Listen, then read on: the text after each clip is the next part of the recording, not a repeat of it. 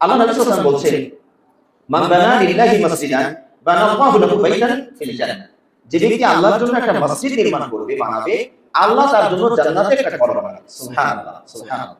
তাহলে চিন্তা করুন, যা ধরুন আমরা এখনো সালাত পড়িনি, শুধু সালাতের জন্য একটা ঘর বানানো, সেটা টিন সেট হোক আর খড়কুটো দিয়েই হোক, বিল্ডিং হওয়া লাগে এটা শর্ত তো না, খড়কুটো হোক সেটা যাই হোক, তাহলে এখনো ধরুন সালাত পড়ছেন না, প্রস্তুতি নিচ্ছে, তাতেই কিন্তু আপনার জান্নাতে বাড়ি হয়ে গেল। সুবহানাল্লাহ, সুবহানাল্লাহ।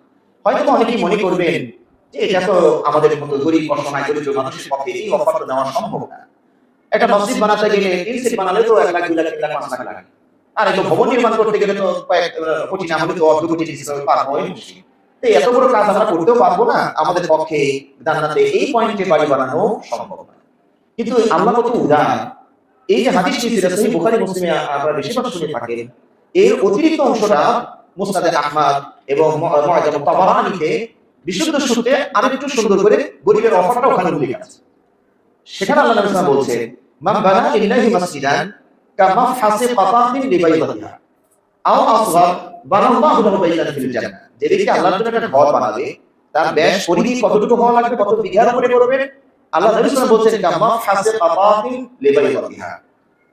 ঘুঘু আসলে কাতাত মানে ঘুঘু না, সেটা ওই দেশের একটা পাখি। আমাদের সাথে দেশের সাদৃশ্য বোঝানোর জন্য আমি ঘুঘু দিয়ে অনুবাদ করি। যেমন উট আমাদের দেশে নাই, গরু দিয়ে অনুবাদ করলে বেশি বুঝবে। গরু আমাদের দেশে আছে, এটা চোখের সামনে আছে। কাছাকাছি কোয়েল পাখির মতো, ঘুঘুর মতোই একটা পাখি।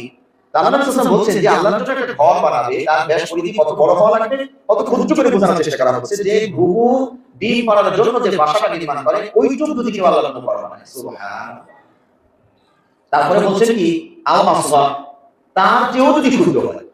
আপনারা জানেন যে ঘুঘু যদি ডিম পাড়ার জন্য বাসা বানায়, বাসাটা কয় কিলোমিটার লম্বা হয়, কত স্কয়ার ফিট হয়, ছোট্ট পরিসরে একটা ঘুঘু ডিম বানায়, বাসা বানায়, কোনো রকম ডিমটা রেখে পেটটা ঢুকিয়ে দিয়ে তাপটা দেওয়া যায়, তাপ দেওয়া যায়, ওর বুকের এই অংশ বাইরে থাকে, পিছনের লেজটাও বাইরে থাকে, এইটুকুই তো। এইটুকু বানালেও আল্লাহ আপনার জন্য জান্নাতে ঘর বানাবে। এরপরে অফার আও আসগা, এর চেয়েও যদি ছোট হয়, সুবহানাল্লাহ।